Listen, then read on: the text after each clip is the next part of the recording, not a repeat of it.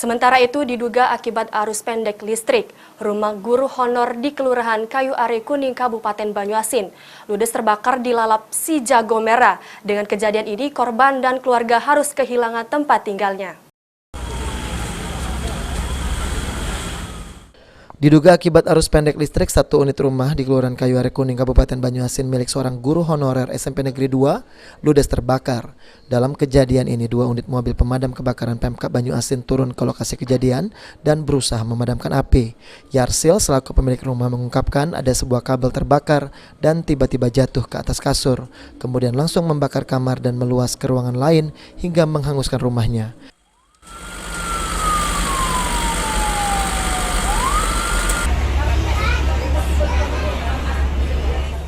Yarsil sendiri tinggal dengan istri dan 3 orang anaknya yang salah satunya merupakan guru honor SMP Negeri 2 Banyuasin 3, tampak tak kuasa menahan tangis saat bertemu dengan koleganya.